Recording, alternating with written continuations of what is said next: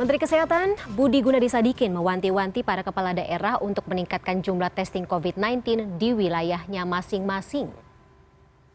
Dikutip dari kanal YouTube Kementerian Kesehatan, Menkes menyebut adanya beberapa pihak dari Forum Komunikasi Pimpinan Daerah atau Forkopimda sengaja menekan kapasitas testing COVID harian. Hal itu dilakukan agar temuan warga yang positif terkena COVID-19 di wilayahnya relatif sedikit sehingga daerah itu masuk zona hijau. Testing dan tracing-nya diperbanyak, terutama anggota Forkopimda.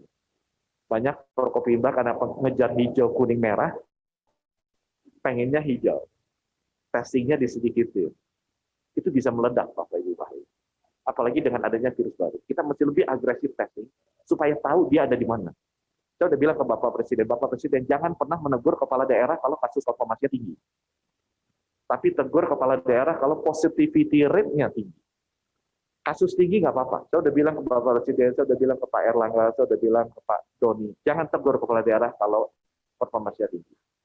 Tapi ditegur kalau positivity rate-nya 25%, 30%, itu pasti kurang testing. Pasti banyak orang-orang yang sakit tidak teridentifikasi. Ya, Menteri Kesehatan Republik Indonesia Budi Gunadi Sadikin mengeluarkan pernyataan dengan nada menyentil para pimpinan daerah untuk jangan mengurangi jumlah testing harian hanya demi mengejar zona hijau. Bagaimana media menilik hal ini serta hubungan kerja dan juga penanganan COVID-19 yang ada di tingkat pusat dan daerah, kita akan bahas bersama dua narasumber yang masih hadir pada malam hari ini, Mbak Desaf dan juga Bang Vito. Oke, saya ke Mbak Desaf dulu deh. Tadi kan udah Bang Vito duluan, sekarang Mbak Desaf ya. Mbak Desaf, apa yang bisa kita tarik dari teguran Menkes ini, melihat Menkes kan memilih untuk menegur di publik ya, terutama kalau kita melihat alih-alih melakukan koordinasi antara jajarannya dengan pemerintah daerah di forum tersendiri? Saya menangkap ada dua hal. Pertama, mungkin Pak Menteri Kesehatan sudah saya membayangkan bahwa komunikasinya sebenarnya sudah cukup rutin ya. Ini sudah disampaikan jalur resmi, mungkin jalur tidak resmi gitu ya. Tapi situasinya kok masih sama-sama saja gitu ya. Jadi kemudian disampaikan seperti pejabat publik lain lah, supaya sentilannya lebih kuat gaungnya, dibantu oleh media supaya lebih cepat sampai pada sasarannya gitu. Tapi sebenarnya sentilan ini ada dua hal ya. Pertama bahwa kan menyembunyikan angka yang sesungguhnya supaya lebih kecil, supaya lebih rendah, itu sebenarnya bukan hal yang baru. Itu sudah kita lihat dari sejak awal pandemi berlangsung ya. Karena di tengah masyarakat kita pertama ada stigma, orang yang kena COVID itu aib gitu ya. Sehingga orang cenderung menyembunyikan itu. Kedua, daerah-daerah yang punya angka kasus tinggi, itu juga dipandang sebagai semacam aib gitu. Karena cara pandangnya yang tadi dibilang oleh Pak Budi Gunawan tadi, kalau angka tinggi itu memalukan, daerahnya jadi merah dan ya padahal mestinya bukan gitu, tadi sudah disebut ya. Kalau positivity rate-nya tinggi baru bahkan seharusnya ada semacam cara pandang baru di mana para pejabat puncak gitu ya memberi apresiasi daerah-daerah yang punya kemampuan testing tinggi. Makin tinggi testingnya makin baik, karena dengan begitu makin cepat dia mendeteksi kalau ada masalah. Yang kedua, ini memang persoalan lama juga menyoal sinkronisasi data. Pusat dan daerah itu punya problem yang sangat akut dalam hal kompilasi data COVID. Sampai hari ini, kita sudah sekitar 15 bulan lebih mungkin melewati pandemi, itu masih ada persoalan di daerah dan di pusat menyangkut data yang nggak sama. Di sana yang meninggal kan di nasional, di Kemenkes kok cuma sekian, di Satgas cuma sekian. Itu masih berlangsung sampai hari ini dan belum berhasil diselesaikan baik di daerah maupun di pusat. Oke, Bang Vito, kalau misalnya menyangkut poin yang tadi Mbak Desaf katakan gitu, ada ketidaksamaan, kemudian juga semacam penanganannya beda-beda gitu antara pusat dan juga daerah. Ini kan seharusnya sebuah masalah yang sejak awal atau tahun lalu gitu, secara cepat ini kan harus dicarikan solusi, kemudian juga menyamakan perspektif bagaimana menangani pandemi COVID-19 secara skala nasional. Bang Vito melihat ini miss-nya di mana sih? Ya, jalan masing-masing, Fani. Jadi pemerintah pusat bersusah payah untuk melaksanakan berbagai upaya termasuk mendatangkan vaksin. Kita harus berikan apresiasi loh kepada pemerintah pusat Indonesia termasuk negara yang cukup cekatan, cukup tekun dalam upaya mendapatkan vaksin dan memberikan vaksin kepada publik, bahwa kemudian distribusinya masih tersendat, masih belum sesuai dengan ekspektasi kita, ya mungkin karena proses kita juga tahu sebaran manusia di Indonesia yang terpisah laut dan pulau-pulau begitu ya. Tapi ya ini sebenarnya sekali lagi menunjukkan bahwa kerjanya nggak synchronize gitu loh. Apakah karena ini menggunakan dalih otonomi daerah sehingga daerah punya kuasa sendiri, sehingga tidak ada sinkronisasi data antara pusat dan daerah. Dan yang paling penting sih, potret ini menunjukkan kepada kita bahwa citra itu masih lebih penting. Jadi tampilan politis ketimbang kerja nyata itu masih lebih penting buat para pelaksana pemerintahan di daerah ketimbang menuntaskan masalah yang ada di daerahnya, menjadikan daerahnya terlihat bagus dengan window dressing data dan lain sebagainya, itu menjadi pilihan. Dan kalau misalnya itu terjadi, ya jangan salahkan publik juga kalau masyarakat juga suka berbohong kepada pemerintah. Tidak mau mengaku sakit, mau dibawa ke rumah sakit mengatakan tidak sakit, kemudian menggunakan tes rapid bodong dan lain sebagainya gitu. Nah, inilah potret bagaimana kemudian publik berkaca kepada pimpinannya barangkali, dan ini harus menjadi evaluasi kita bersama. Itu yang pertama barangkali. Dan yang kedua, menurut saya testing ini memang sejak awal tidak pernah jadi perhatian. Jadi kalau misalnya kita masih ingat awal-awal pandemi yang selalu digaungkan adalah 3M. Ya, menggunakan masker, menjaga jarak, mencuci tangan, terus-menerus sampai akhirnya kita bosan gitu. Padahal yang paling penting itu adalah 3T, ya kan? Testing, tracing, dan treatment. Baru kemudian ketika udah semakin besar, 3M bergerak menjadi 3T. Dan kemudian 3T itu digaungkan. Jadi memang sejak awal, seperti Mbak Desaf katakan, ini seperti aib buat daerah. Padahal semakin cepat kita mengetahui warga di mana dan berapa jumlahnya yang terkena, kita bisa melakukan tracing dengan cepat dan kemudian dapat menemukan titik-titik mana atau orang-orang mana yang harus kita treatment dengan segera. Dengan begitu akan semakin cepat timbul herd immunity, lepas bahwa akan ada vaksinasi gitu. Tapi ini kan nggak menjadi pilihan yang ya memang pilihannya menjadi tidak populer ketika daerah menjadi zona merah, ketika daerahnya menjadi zona merah, itu seperti aib buat kepala daerah. Padahal menurut saya nggak seperti itu. Nah, logika seperti ini yang harusnya dibangun ya, artinya narasi seperti ini yang dibangun. Jadi jangan beradu popularitas lah menurut saya, karena ini nggak semuanya berakhir pada elektabilitas dan keterpilihan Anda dalam di 2024 politik. Ya. Ini urusannya adalah nyawa manusia dan masa depan bangsa ini menurut saya.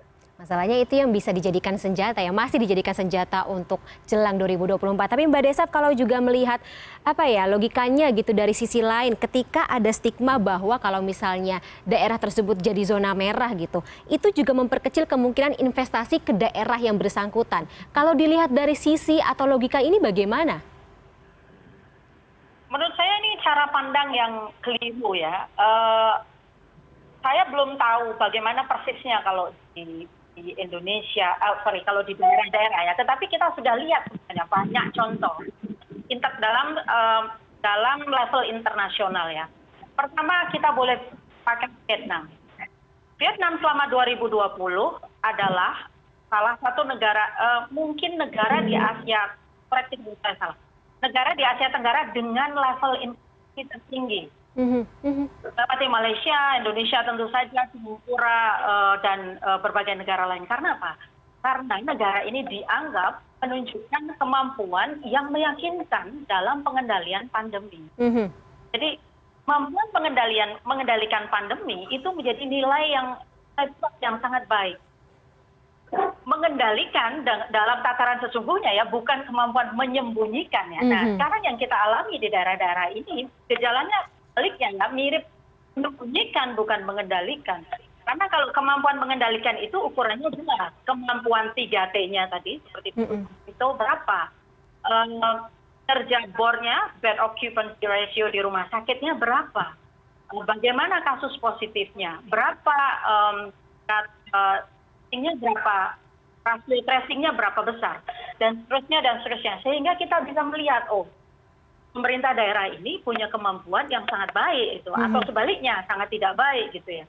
Nah, saya kira ini yang di daerah-daerah di Indonesia belum cukup dianggap serius gitu, dianggap penting untuk ditampilkan sebagai parameter-parameter kemampuan mereka untuk dipercaya, dan karena itu bisa dipakai sebagai alat memancing investasi di daerahnya. Bang Vito, kalau misalnya tadi juga melihat kemampuan, kemudian juga mengukur bagaimana kemampuan tiap daerah di Indonesia dalam menangani pandemi COVID-19 di wilayah masing-masing.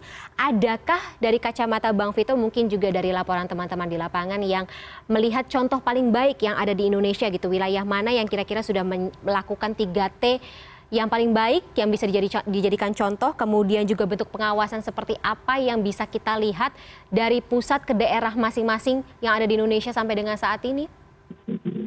Iya, saya rasa sih itu ganti-ganti ya Fani ya, ada di masa di mana daerah tertentu, kemarin DKI diapresiasi sama Pak Jokowi, upaya untuk melakukan penanggulangan dan juga pengelolaan di Wisma Atlet misalnya begitu. Tapi menurut saya itu nggak substansial sebenarnya. Yang pertama menurut saya, kembali lagi kalau ngomongin soal investasi, hari ini daerah mana sih yang investor mana yang benar-benar punya keyakinan 100% akan penanaman modal secara penuh gitu. Karena kan pasti